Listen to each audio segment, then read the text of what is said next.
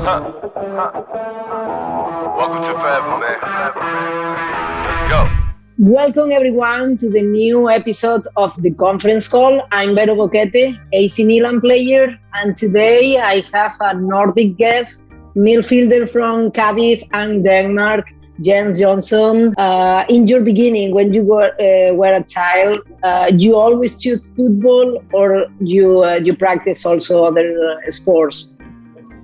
I also played handball and basketball for a long time. I played basketball since I was a kid. My father used to be a professional, so I was quite into that as well. But when I was 12, 13 years old, I had to make the choice if it was football, if it was basketball, and I ended up choosing football. Any player that inspired you? I don't know, not really. I mean, as I recall it, I was very fond of Roberto Carlos. Oh, not wow. that I'm not a left backer, but yeah, I always fancied him. Uh-huh. And did you have you supported any club, any team outside of Denmark? No, I've always been a huge Manchester United fan, and I still am. It's that goes deep. You played all your young career and part of your senior career in the same club in your hometown. Tell us a little about the club and what that club means to you. Oh, it means a lot to me, and I follow it still whenever I can. I grew up right next to it, like 100 meters from the training facilities. My father grew up just across the street. My grandma still lives there, just across the street, and like if you're from that city, yeah, most of the people they love that club, and that's the same goes for me. I'm raised with the club, and I played there for 11 years or something. So of course it has a special place in my heart. And then you decide to go for a new challenge in Turkey. How did it come around? How you decide to go to Turkey? Just as much as I love my city and the club, I felt like it was time for me to have a new challenge in football, but in life as well. And yeah, I just needed a new experience. And then I told the club I wanted to leave for actually quite some time, and yeah, I had some options elsewhere, but in the end, like Konyaspor was the best opportunity. Also, they were playing Europa League that year. So yeah, I think it was a natural move for me. So yeah, it was good. Well, I think that it was a right decision because in 2017, you won the title, and that memory is the best in your time in Turkey. Yeah, unfortunately, it was the cup, like Copa del Rey in Turkey, not the title, but yeah, for sure. I mean, winning is a big part of football, and not many players get to win either a title or the cup, and we did. And of course, it was an incredible moment for my career, for the club. It was an amazing experience. And what about the adaptation there? I think the culture is very, very different. It's a whole different country from Denmark or from Spain, but the clubs are very, very well organized. So the adaptation outside the pitch, they take care of so many things, and they are very, very well organized. So actually, that was quite okay for me. With the culture of living, the food, how people react in society and all that was weird, but it was a very, very nice experience. I mean, I had been 23 years in Denmark at that time, so I really needed a new experience. I didn't really want to go to Holland, Germany maybe, because life-wise it would be almost the same. The difference of culture wouldn't be that big. And there is maybe that experience, and maybe they put some fire inside of you, and your ambition, your motivation to go for new talents was bigger, do you think?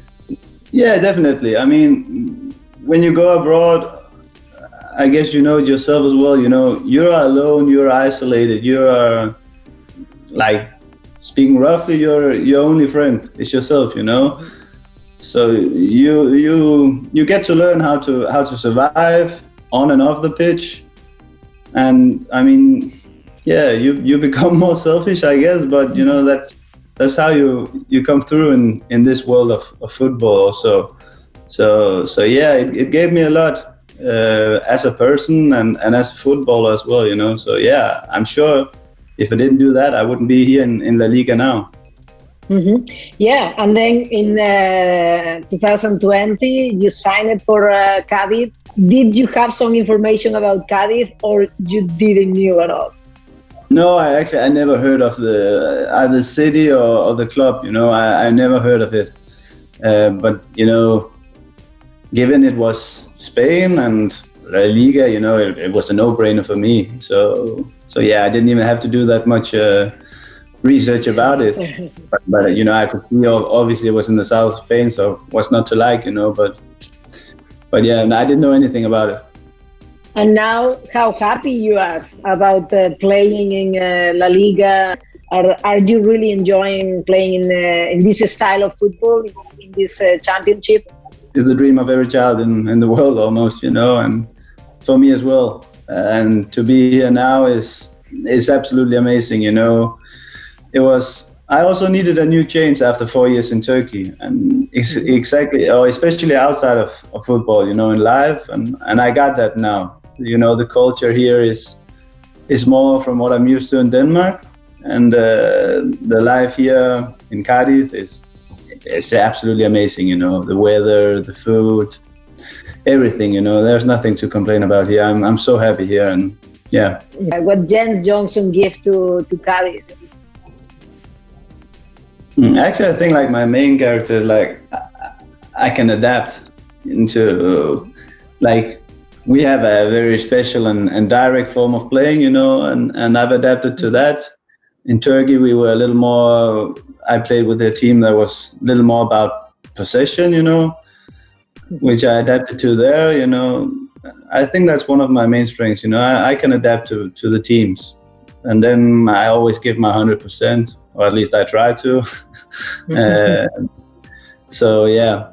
Guys, you surprise Real Madrid. You beat them. Is that the win of the season, or there are other wins that were also really important?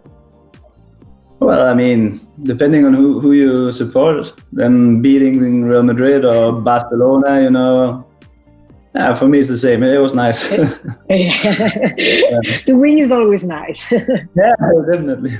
Your main goal is to be this summer with the national team in that Euro Cup, but Denmark is with Finland, Belgium, and Russia. Maybe Belgium, the hardest one, or maybe Finland, that is the first one to play. Like how you see the group, and how you feel that the team is ready, or we will see. Yeah, I feel like we're ready. I mean, we've done some spectacular results the last few years, but of course, Belgium is number one in the world, I think, ranked right now, and that's for a reason. You know, they have an amazing team, so of course it's going to be a tough one, as the games against Russia and Finland as well. You know, but of course, everybody knows the game against Belgium is going to be the hardest, no doubt about it. Welcome to forever, man. Let's go. Your favorite player as a child? I love the Ronaldinho. Okay, it's not a bad one. No, right now, for you, who is the best player in this moment? Messi. The most impressive stadium that you have played in? In Spain, I think it's Mestalla. I absolutely love it. Yeah. It's actually Mestalla is a really nice one because it's like high and Exactly. yeah. Exactly. I really like it. Yeah, it's a good one. But of course, I haven't tried any of the stadiums with fans. I guess that's an important part. But without fans so far, I think that's the nicest one. Denmark or Spanish food? That's actually a tough one. But Danish food is like old and traditional. So I think I'll go for Spanish. But shouldn't underestimate the Danish food as well. Here with the food, I have 3 Spanish tapas, and then I have some other 3 from Denmark.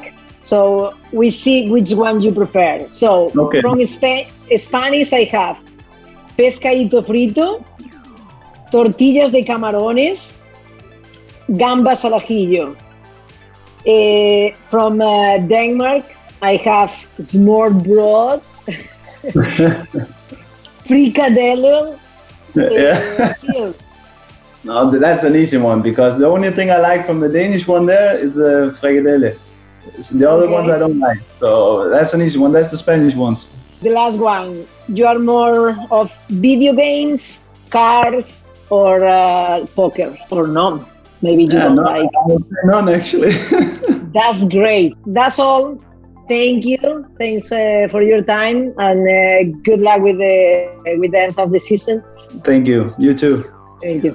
Take care. Bye bye.